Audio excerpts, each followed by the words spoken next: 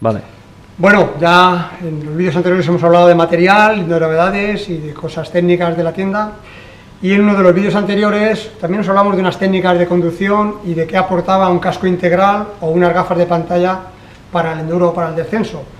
Ya os dije lo importante que era, o considerábamos que era importante, aquel que lo haya probado se habrá dado cuenta de que concentras toda la visión al llevar un casco integral y una pantalla, te obliga a no mirar ya a los lados, sino mirar más lejos y ver el objetivo que te viene encima, la raíz o el reguero, verlo con anticipación y no tener que improvisar cuando estás encima de él. Ese vídeo ha venido muchos clientes, lo han agradecido, y nosotros nos ha sorprendido porque hay gente que realmente andaba un poco perdido en cómo mejorar su técnica a la hora de bajar y han puesto en práctica este tipo de consejos y lo han notado y nos han dicho, oye, mira, me ha venido bien. Bueno, entonces hemos entendido que también hablar de este tipo de cosas podría aclarar algunas dudas y últimamente mucha gente, ya que cada vez las dobles van creciendo más, el all mountain y enduro se está potenciando mucho, nos dice que, bueno, realmente tienen una bomba para hincharse el amortiguador o la horquilla, pero no saben cómo hay que hacerlo. La verdad es que no hay una regla matemática para esto. Cuando te hablan en una tienda o en una revista o en internet de cómo regulártela, te marcan, o el fabricante de la bici te recomienda un SAG. El SAG es la proporción de recorrido hundido con tu peso encima y luego la parte que queda por recorrer. Los coches que hay aparcados en la calle tienen una parte del recorrido de su amortiguación hundida. Luego hay otra parte por recorrer. Si ese coche lo levantan en un foso en el taller, se descuelgan las ruedas hacia abajo y sale todo ese recorrido muerto que estaba hundido ya con el peso del coche encima. Pues exactamente igual ocurre con las bicicletas o con las motos. Cuando nos subimos hay un porcentaje del recorrido que se tiene que hundir. Eso se le llama SAG. Suele estar en torno de un 10 a un 30%. Ese es el rango, depende de qué fabricante, te recomienda un 10, un 15, un 20, hasta incluso gente que le gusta bajar mucho y aunque esté penalizado subiendo, llevar un excesivo SAG y la bici se lo permite porque el pedalier no está muy bajo y no le pegarían los pedales en el suelo, puede llegar hasta un 40% de SAG. Bueno, esto es un poco a elección de cada uno, dependiendo de su estilo de conducción y el terreno y el tipo de bajada que vaya a afrontar. Nosotros queremos recomendaros que el SAG básico sea un 10 o un 20%, luego cada uno la dureza de la amortiguación, tanto en compresión como en extensión. Cuando hablamos de extensión hablamos de rebote, podemos personalizarla a nuestro gusto. Para eso cada uno tiene que saber realmente cuál es su estilo de conducción. Cuando hay un impacto empiezan a producirse en poco espacio de tiempo muchas cosas. Primero, el impacto lo retiene el neumático. El neumático tiene que tener una capacidad de aire que vaya un poco vinculado a nuestro estilo de conducción.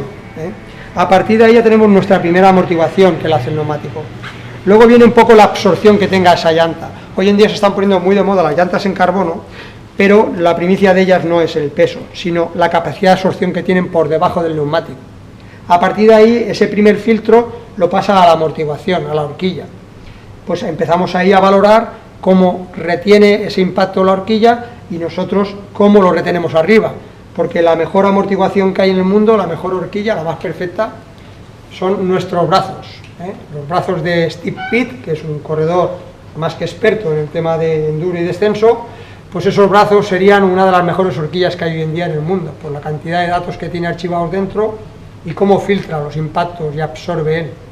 Esa horquilla está más o menos libre, o actúa mejor o peor, por los datos que él tiene, de toda la experiencia que tiene acumulada, ¿no? Entonces todo el proceso es una continuidad, desde el neumático, la llanta, la horquilla, el manillar si es de carbono, que también absorbe algo, y nuestros brazos, ¿no? Entonces, valorar cuál es el SAG exactamente, tenemos que nosotros saber cómo conducimos. Aquel que todavía, por prudencia, está conduciendo en toda la bajada siempre con el cuerpo atrás del sillín, porque le han dicho que hay que sacar el cuerpo por detrás del sillín para compensar el peso, pero se queda ahí siempre, pues lógicamente no tendrá mucho grip en la rueda delantera, con lo cual si deja la horquilla un poco dura, si él se queda atrás, le falta peso al neumático y a la horquilla y no tendrá grip en la parte delantera y se le irá muy fácilmente de delante, con lo cual tendrá que acentuar mucho el sag en la parte delantera si él se va a seguir quedando detrás. Aquel que ya tiene más experiencia y tiene más datos a la hora de bajar, y cuando está en plena bajada está encima del manillar y está dando una continuidad de todo el impacto a sus brazos, y sus brazos están trabajando bastante, puede dejar la horquilla un poco más dura, más presión, puede quitar ese sag y dejarse que sus brazos filtren pequeños impactos y la horquilla quede para impactos más grandes. Él tiene ya la experiencia y la habilidad de saber que cuando viene el escalón o el sitio donde se cambia el desnivel, rápidamente irse atrás de la bici, sacar el cuerpo en ese instante, pero luego regresar adelante para no perder el grip en la parte delantera, ¿vale? Es otro estilo de conducción, es otra experiencia la que tiene, necesita otro sag, y lo mismo para equilibrar la parte trasera. Depende de nuestro estilo de conducción, el tiempo que permanezcamos en la parte trasera o el tiempo que estemos adelante y atrás, hará que podamos variar ese sag. El sag es algo básico, un punto de partida, porque tenemos que tenerlo, y a partir de ahí, cada uno, según su estilo de conducción, o si lo va evolucionando, tiene que ir evolucionando o variando ese sag. Y el rebote, otra pregunta que nos hace mucha gente, siempre se distinguen los rebotes con diales rojos, en la mayoría de las amortiguaciones el dial rojo siempre es rebote, en pequeñas letras casi siempre lo pone rebote. Bueno, controla que no solo queremos cómo baja la horquilla, sino cómo queremos que vuelva, y tiene que volver reteniendo. Siempre que regulamos los rebotes, los regulamos a temperatura ambiente. Aquí ahora mismo el aceite que hay aquí dentro o en el amortiguador no tiene temperatura, yo me regulo el rebote como me gusta a mí, pero eso, cuando estamos haciendo una bajada, a los 30-40 segundos que ha recibido ya un montón de impactos, ese rebote ha cambiado, porque el aceite va pasando de un lado al otro por el pequeño diafragma que tiene, que es el que regulamos, que lo hacemos más grande, más pequeño, para que vuelva más rápida o más lenta. Esa fricción que tiene el aceite al pasar por ese diafragma, ese roce lo que hace es someterlo a mucha temperatura, con lo cual el aceite, al hervir o al calentarse, pierde densidad, con lo cual ese rebote se hace más vivo. Entonces no ha tenido nada que ver el rebote que hemos regulado a temperatura ambiente con el que vamos a tener dentro de 40 segundos cuando estemos bajando. Yo recomiendo, como es poca cantidad de aceite la que tienen las horquillas y los amortiguadores, no es como una moto que tiene un depósito más grande, yo recomiendo como nos guste el rebote a temperatura ambiente, le demos un clip más de cierre para anticiparnos a la temperatura que va a recibir, y entonces el flow que podamos tener en esa bajada vaya de menos a más. La gente que no cierra un poco el rebote y luego se le hace chiclosa por la temperatura, ha empezado a bajar bien, pero luego de mitad de bajada para abajo se quejan de que va muy chiclosa. Mientras lo comentamos, o yo me quito los guantes para revisar su rebote, han pasado unos segundos, se ha vuelto a enfriar el aceite y entonces yo no encuentro la pega de lo que me dice, yo veo que el rebote va bien, pero es porque ya se ha vuelto a enfriar.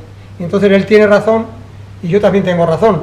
Entonces yo he detectado que es por la temperatura la que hay que anticiparse a ello, y de como nos gusta el rebote a temperatura ambiente, siempre yo recomiendo darle un clip más.